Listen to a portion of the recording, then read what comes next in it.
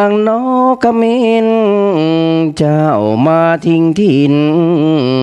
จากไปเป็นไหนเล่านะครับเพิ่นจะกู้กับนะครับเพิ่นจะกู้กับไทยก็นะครับลูกศิษย์ของเพิ่นนะครับ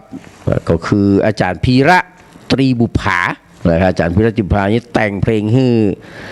นะครับสมยศทัศนพันธ์นี่ก็หลายเพลงกันนะครับนะครับ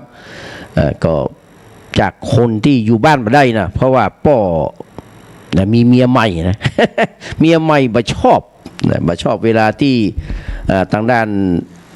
เรือโทสมยศทัศนพันธ์นี่นะครับเอาเครื่องดนตรีอย่างการมาเป่ามาฝึกร้องเพลงนะฮะเพื่อก็เลยไปอยู่ตัวพระเอกหนังนะครับในสมัยนั้นนะพระเอกหนังชื่อดังขนาดนี้นะครับ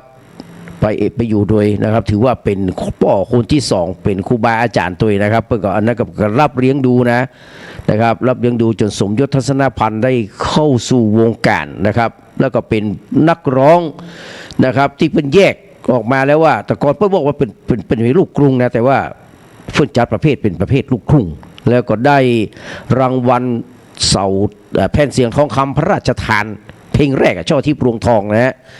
จากการแต่งของพยงมุกดาเนี่ยนะครับแล้วก็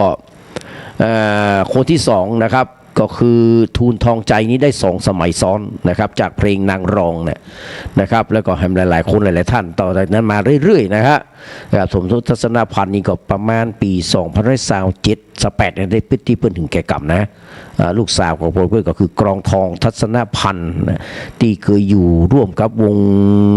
อย่างก็พิงแพนเตอร์ในสมัยตะกอนก็มีนะครับเพื่อก็ร้องเพลงนะครับสตริงสมัยนั้นนะครับรับกรองทองทัศนพันธ์ซึ่งเป็นลูกสาวของสมยศเพิ่งมีเมีย3 คนนะ บอกว่ามีลูกด้วยกันกี่คนนะฮะมีเมีย3 คนธรรมดาของคนรูปหล่อนะครับเป็นวงแรกๆที่ออกนะครับไปแสดงทางบ้านนอกคอกนายนะครับสำหรับสมยศทัศนพันธ์3 เพลงเลยครับลุงหมานเปิ้นขอมาขอบคุณพี่น้องเราทุกคนทุกท่านนะครับทุกเสียงทุกสายที่ได้แนะนำเพลงมาได้ติดตามรับฟังรายการแล้วก็สุมาภัยกับพี่น้องเลยที่อู้เล่นกับผู้พันอะไรเรื่องจำนวนไม้จำนวนบวบจะได้นะกรอนมันพาไปบ่ได้ต้องขอกราบขอสุมาภัยบ่ได้ตั้งใจที่จะว่านะครับเพื่อพี่น้องได้เข้าใจนะครับว่าผมไปดูมีนูตูนเป็นใจนะอันหมายถึงว่าอู้เล่นกับผู้พันยศวีโกมลทงว่าถ้าคนไทยไม่จะเป็นอย่างนี้แต่ความจริงแล้วเพื่อก็แยกมาว่าครับอย่างไพรวกเนี่ยเนาะอย่างไพรวกไพตันนะครับไพบงนะไพไม้สร้างเนี่ยเพื่อก็ว่ากันหมดนะผมว่าลิ้นบันไดนะบวกเพื่อก็แยกก็บวกมาอย่างที่เปิ้ลโทรมาแก้บันไดนะครับขอบพระคุณเนอะเดี๋ยวได้ฟังน้ำตาน้องเพลนด้วยเนาะท่านสมบูรณ์เนอะน้ำตาน้องเพลนแล้วก็ลาก่อนน้องเพลนอย่างนี้นะน้ำตาน้องเพลนนี่น่าจะเป็นของทางด้านสุนารีราชสีมาเนาะนะครับก็เรียกว่าในสมัยตะกอนนี่เปิ้ลว่าเป็นการคลุมถุงชนคำว่าคลุมถุงชนนี่ก็หมายถึงว่ามันเป็นการนะครับบังคับกันเหมือนกันนะส่วนพี่ใหม่นี่ดอกรักบานแล้วนะเดี๋ยวก็ฟังเด้อดอกรักบานแล้วก็หนุ่มนาบ้ารักนี่นะฮะดอกรักบานแล้วนี่ก็คือปีนี้ฝนตกทั้งปีชุ่มช่ำม่วนนะครับแล้วก็ดอกหนุ่มนาบ้ารักนะครับจะมาชุดเดียวกันเลยนะครับเป็นเพลงของสองชิลีนี่จริงๆออกมาบักกี่ชุดนะครับเพราะว่าเปิ้นใจระยะการดำเนินชีวิตการเป็นนักร้องเนี่ยมันมีทั้งขึ้นลงนะครับชีวิตเปิ้ลมาราบรื่นตั้งแต่แรกแล้วนะ สำหรับสองชิลี4ประจวบนะครับถือว่าเป็นนักร้องที่มาดังนะครับทุกอัลบั้มทุกเพลงนะครับถึงแม้จะเอาเพลงเปิ้ลมาฮ้องนะครับอย่างเพลงคิดถึงพี่ใหม่เนี่ยนะครับเป็นเพลงอาถรรพ์ครับเอามาฮ้องต่อจากทางด้านอย่างก็ทิวสุโขทัยนะซึ่งเป็นลูกศิษย์ของครูพยงมุกดาที่ครูพยงมุกดานี่ฮักแบบสุดๆแต่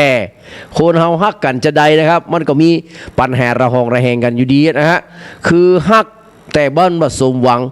ครูบาอาจารย์หรือว่าพ่อแม่ใครก็ตามแต่อาจจะมีความคาดหวังในตัวลูกศิษย์ลูกหาหรือว่าในตัวลูกคนนี้เนี่ยสูงมากนะแต่นะครับผลสำฤทธิ์ นะผลออกมาจากผลิตผลผลออกมาจากความฮักหรือว่าความปรารถนาดีที่มอบให้กับลูกคนนั้นมอบให้กับลูกศิษย์คนนี้เนี่ยมันบัดได้ดังใจพ่อแม่บัดได้ดังใจจากครูบาอาจารย์เหมือนกับทิวสุโขทัยนี่ก็เหมือนกันนะครับ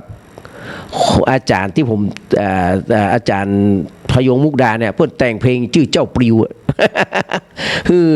ทองศรีวรนุชฮ้องนะพี่น้องนะครับเมื่อปี2507ประมาณเนี้ยนะครับ2578เนี่ยนะครับเพราะว่ามีปัญหาว่าฮ้องอะไรก็บดีฮ้องอะไรก็บดังแล้วก็เริ่มจะมาอยู่ตัวละสำหรับทิวสุโขทัยนะครับความจริงแล้วทิวสุโขทัยมีคุณูปการมากนะต่อทางด้านชินฝ้ายเทศหรือว่าชินกรไกรลาศเนี่ยนะครับที่เพิ่นมาเป็นศิลปินแห่งชาตินะครับลูกศิษย์ของครูพยงเนี่ยครูพยงมุดาบ่ฮับหรอกตอนแรกๆครับฮ้องฮับกะทิวสุโขทัยคนเดียวนะฮะแล้วก็ฮือแต่งเพลงหลายอย่างฮือฮ้องนะครับโดยเฉพาะคิดถึงพี่ใหม่แต่เพิ่นฮ้องมันม่วนพอไปฮ้องเพลงรอยรักอะไรอย่างเงี้ยรอยอย่างรอยเรียบรอยรักอย่างนั้นของเพื่อนเนี่ยที่ครับเพียงนี้เพียงหน่อยน้อยใจไปง้อเพราะรักเนาะโอ้เสียงเหมือนกับธานินอินทรเทพเลยอะนะครับโอ้มันน่าจะเวิร์กแต่เอาเข้ามันก็ปิดแต่วาสนาคนเฮานี่มันเหมือนกันนะครับแล้วก็ขณะที่ทางด้านทิวสุโขทัยเนี่ยในห้องอัลบั้มแรกเนี่ยนะครับเพื่อนก็กึศเตืองหาเพื่อนที่มาอยู่ด้วยกันนะครับคือชินกรไกรลาศคนบ้านเดียวกันแล้วก็เป็นญาติที่พี่น้องกันตัวนะครับโดยเฉพาะสุพรรณสันติชัยเนี่ยเป็นลานของคนสองคนเลยนะเป็นลานของทิวสุโขทัยด้วยเป็นลานของชินกรไกรลาศด้วยนะเจ้าของเสียงเพลงยืนร้องไห้คอยใครนะครับเดี๋ยวสักครั้งถ้ามีเวลาจะเปิดนะครับก็วิงวอนขอฮือครูพยงมุกดานะครับครูพยงมุกดาฮับมาก็เอาเป็นคนแบกกองครับมาไม่ได้ห้องเพลงง่ายๆจนมีปัญหาครับไอ้ปลิวหรือว่าทิวสุโขทัยเนี่ยเปิ้ลก็เลยแต่งเพลงยอยศพระรอนะครับฮือกับทางด้านชินกรไกรลาศบอกว่าก็ลองดูมันจะปิดจะได้นะถือว่าลงทุนมานักนะครับเพลงยอยศพระรอมันเป็นทำนองไทยเดิมอยู่แล้วไงนะครับไผ่แต่งก็ได้ไผ่จะเอามาใส่ทำนองได้หมดอะขณะมีเนื้อใส่มาได้หมดมีไผ่สงวนลิขสิทธิ์นะครับเป็นเพลงเขาเรียกว่าเป็นศูนย์กลางอะไผ่จะฮ้องก็ได้เอาใส่ทำนองเข้าไปนี่ได้หมดอะนะฮะอย่างเพลงรักน้องพรแบบนี้อันเดียวกันนะครับก็ดังนะฮะแต่ครูพยงมุกดาบ่ได้หวังว่าชินฝ้ายเทศหรือว่าชินกรไกรลาศเพื่อนของทิวสุโขทัยจะดังแต่ก็แต่งส่งเดชไปนะครับเพื่อ นะครับเพื่อว่านะครับบ่ฮื้อมีคำคารหานินทาแต่ครูพยงมุกดาเนี่ยครับท่านมองด้านบวกก็มีบวกนะถ้ามีด้านลบผมว่ามีเป็น30%จากลูกศิษย์ลูกหามีหมดนะครับครูแล้วแต่จะไม่มองแบบไหนแม้แต่ครูชลธีทานทองนี่ก็เหมือนกันครับมาเจี๊ยบไปถามไอ้แมนเมืองลานนาเนี่ยนิเทิดไทยชัยนิยมเนี่ยครับไปถามด้วยว่าครูชลธีทานทองเนี่ยมีการด้านบวกกับด้านลบก็มีครูสุรพลสมวัฒน์เจริญด้านบวกก็มีด้านลบก็มีเพราะฉะนั้นในโลกนี้มันมีภัยที่จะดีไปหมดอะแต่ที่เราต้องยกย่องสรรเสริญนั้นมันเป็นเขาเรียกว่ามันเป็นดังด้านดีก็เหมือนกับพุทธทาสว่าเปิ้นมีชั่วจ้างเปิ้นเถอะมีอะไรกับเรื่องของเปิ้นเฮาก็ฮับเอาด้านดีกันแล้วกันก็เปิ้นก็เหมือนกับครูเพลงทุกครูนะครับเกือบจะ100%นะว่าในด้านลบด้านมืดเปิ้นก็มีแต่เฮาก็ยกเอาสิ่งที่ดีๆในด้านบวกด้านสว่างของเปิ้นไว้เช่นเดียวกันนะครับครูพยงมุกดาเนี่ยนะครับแต่งเพลงยอยศพระรอเนี่ยนะครับมีคนมาทำดนตรีมีอย่างต่างๆเนี่ยนะครับหลายคนหลายท่านมาช่วยกันนะไม่ใช่ว่าพยงมุกดาอย่างเดียวนะครับแต่สุดท้ายนี่เพลงนี้ดังระเบิดไปทำให้ชินกรไกรลาศนี่ครับขึ้นมาปวดโต้นะครับแล้วก็กลายเป็นราชาเพลงแหล่เพลงอย่างว่าเพลงเปิ้นของอย่างโหแหมโคนนึ่งนะฮะจนลูกศิษย์แหมโคนนึ่งนี่บ่พอใจนะครับคือคุณเพชรพนมรุ้งเนี่ยทำไมมีเพชรอะไรต้องมีชินกรนะจื่อเหมือนกับยุนปลาหิมะปลานึงกู้ละนะครับนี่ก็คือคุณอุปการของทิวสุโขทัยที่ขอเปื้อนมาจนได้ฮ้องเพลงนะครับจนได้ก็และกลายเป็นศิลปินแห่งชาติซึ่งทิวก็ตายไปก่อนหน้านั้นนะครับตายไปก่อนหน้านั้นและเพลงนี้ก็ครูนะครับพยงมุกดาก็ฮ้องสอนคีรีมาอัดแผ่นเสียงแถมครั้งหนึ่งหลังจากที่ทิวสุโขทัยตายไปแล้ว นะครับเพื่อก็ตอนแรกเพื่อมาฮับสอนคีรีเหมือนกันครับสอนคีรีนี่ไปไหนก็อาภัพนะครับไปขอสมัครเป็นนักร้องที่วงครูสุรพลตอนนั้นไปเล่นที่ปราณบุรีไปเล่นที่นี่มันอะรถนะครับของครูสุรพลเนี่ยรถวงดนตรีของเพื่อนเนี่ยไปติดลมนะสอนคีรีปลาชาวบ้านนะครับไปขุดไปเอาขบกไปขุดเอาไปอย่างนี้นะครับสามารถรถผ่านไปได้เนี่ยนะครับและขอไปสมัครกับครูสุรพลครูสุรพลบอกว่าเหตุผลที่บอกห้ามคือสอนคีรีลูกบลอดำขลิงติงเพื่อนนะครับผอมแต่แก้งแย่งดำขลิงติงไม่รับนะ นะครับแต่คนเฮามันจะดังอย่างไรมันก็ถึงดังนะครับดังเพราะอย่างครับก็ดังเพราะว่า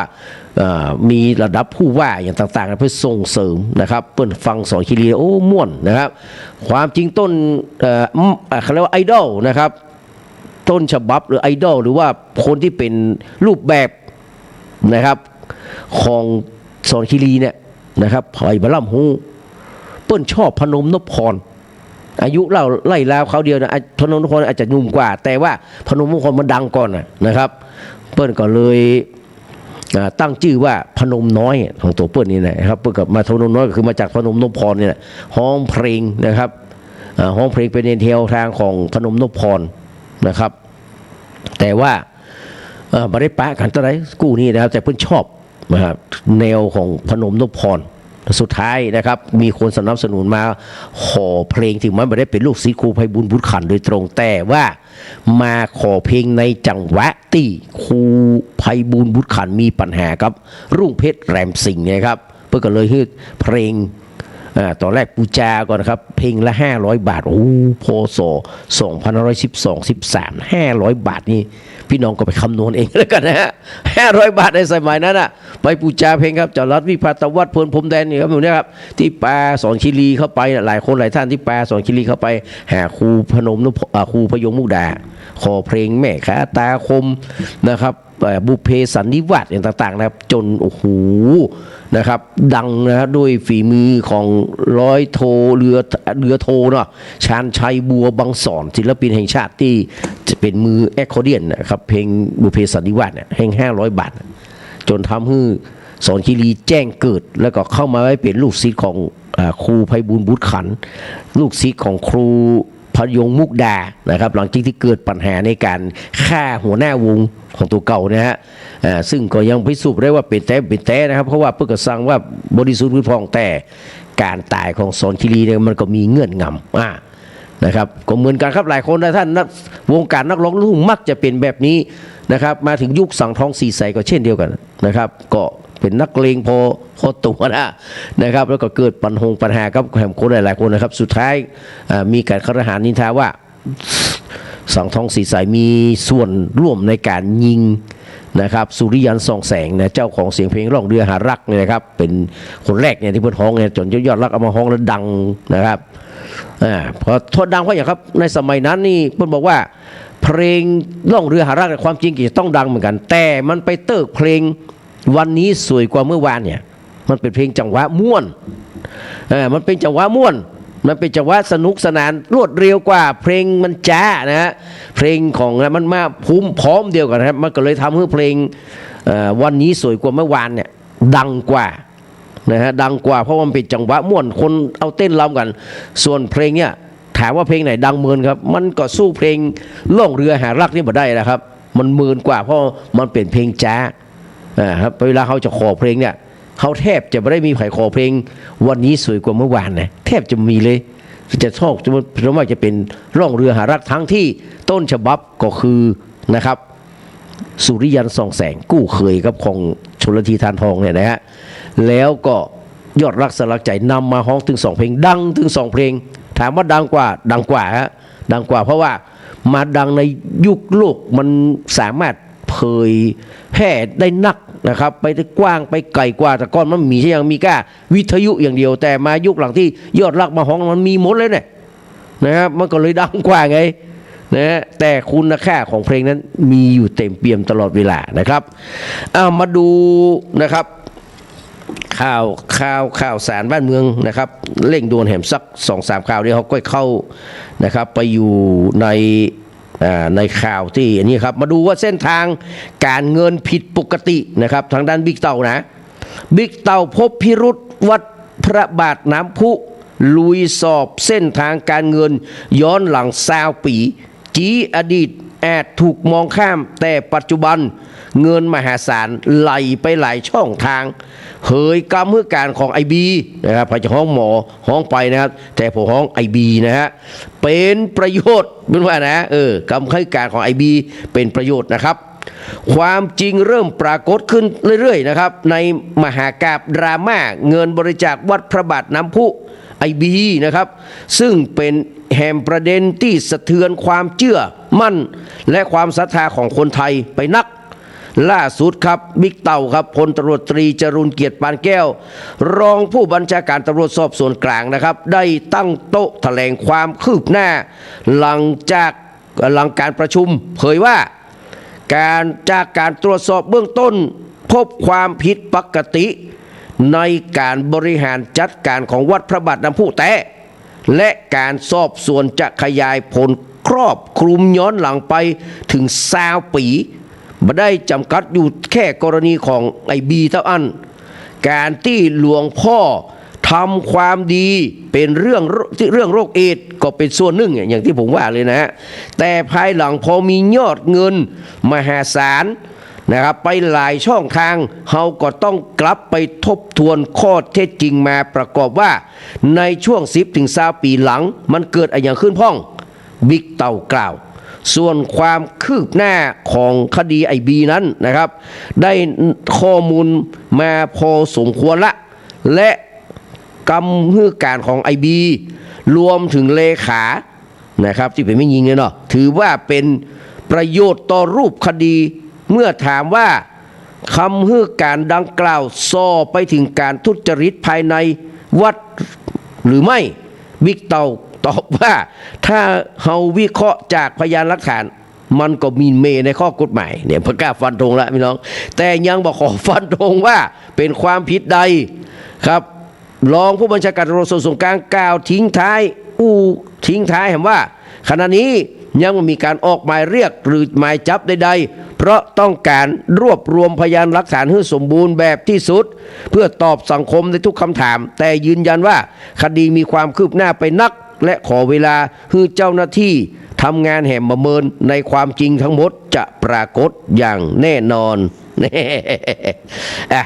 ช้าๆได้พระเล่มโตหรือว่าได้พระเล่มงามพี่น้องก็วันที่29นี่ก็เช่นเดียวกันครับลุ้นระทึก29 สิงหานี้นะครับความแรกว่าจะเป็น29 สิงหาเนี่ยเป็นตัดสินในคดีหนึ่งนะคดีของท่านนายกแพทองธารรู้ผลในเรื่องคลิปเสียงนะครับของคุณเซนนะครับก็ราคาต่อรองถ้าเป็นตลาดหุ้นนี้ก็โคตรต่อขึ้นมานี่ถ้าต่อ7นี่แย่งรองเลยนะก็ว่ากันไปพี่น้องนะครับโชคลาภวาสนาบารมีเพิ่นว่าสงครามกับความรักนะครับอันนี้บ่มีการเมืองเพิ่นว่าสงครามความรักและการเมืองไม่มีคำว่าปราณีพี่น้องถึงเวลาไผ่ก็ว่ากันไปนะครับประวัติศาสตร์มันเดินมาคือซ้ำรอยตลอดเวลานะฮะแล้วแต่ว่าเขาจะเก็บเกี่ยวประสบการณ์ความทรงจำนั้นแบบไหนและจะใช้วิธีแบบไหนมาแก้เพื่อที่จะเขาเรียกว่าเพลย์เซฟนะฮะครับเซฟนายกอุ้งอิงจะได้ก็มีหลายช่องทางนะฮะมีหลายช่องทางที่จะให้ตัดสินกันไปนะครับก่อนที่เขาจะมาเข้าสู่เหตุการณ์บ้านเมืองแห่งครั้งหนึ่งนะครับเขาก็อย่างก็ฟังเพลงเหี่ยก่อนเนาะฟังเพลงของพี่อิ๋วหนองช้างคืนนะพี่อิ๋วหนองช้างคืนนะครับเก็บลำไยบลังเก็บที่เดียวกับพี่พรเห็นก่ะพี่พรพระเสานะสายเปรสายใจเอาไว้ไม่ก่อนนะครับเดี๋ยวจะมาสายเปรสายไปมันจะเพลงเดียวเนาะมันจะมีหน้าด้านหน้าทนนะครับแล้วก็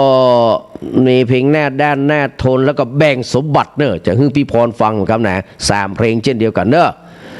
เอาลูกสาวผู้การเวอร์ชั่นของชายหญิงแล้วก็นะครับนางกวักมหาเสน่ห์นะครับนางกวักมหาเสน่ห์เนอะ ก็จากการเสียงขับร้องของนะครับ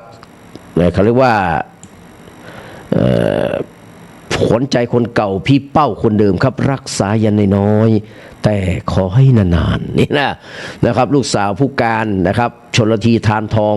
และแห่งเพลงหนึ่งนี้ลูกสาวผู้การที่คุณแววอภัสราหรือว่าแววมยุรานะครับคนชัยนาทนะบ้านเดียวกับต่างด้านไผ่ก็คนชัยนาทนะคนชัยนาทคนที่ไหนก็อุทัยใกล้ๆกันเนาะนะฮะคนชัยนาทเพิ่นฮ้องเพลงเอาไว้นะครับแต่ก็มาอยู่ละคนแต่งคนฮ้องตายไปหมดละ อันนี้ก็เหมือนกันครับเพลงของพี่บิวเพลงสุดท้ายนี่นะก็เป็นจากนางกวกมหาเสน่ห์นะครับของพ่อครูพงศักดิ์จันทรุขาศิลปินแห่งชาตินะครับเป็นพี่ใหญ่นะครับในวงการของอีสานนะครับตอนนั้นนี่ก็มีครูสุรินทร์นะครับภาคสิริตัวเองเป็นน้องบ่าวนะหมายว่าน้องบ่าวในวงการเนี่ยนะครับแล้วก็สองคนนี้ก็เป็นลูกศิษย์ของครูไพบูลย์บุตรขันธ์ที่ได้ไปรับการถ่ายทอดถ้าเขาเรียกว่าtranslate เนาะ translate คือการถ่ายทอดวิทยายุทธ์นะครับมาก็ได้อย่างหลายๆอย่างมาจากครูไพบูลย์นะครับก็มาแต่งเพลงกลายเป็นนักแต่งเพลงคุณภาพที่คนหนึ่งย่างเข้าไปถึงศิลปินแห่งชาติแต่แหมคนนี้มาได้สกรรมตายไปก่อนนะครับมาฟังเลยครับ3เพลงนะครับเดี๋ยวก็มาปะกันในช่วงต่อไปนะครับ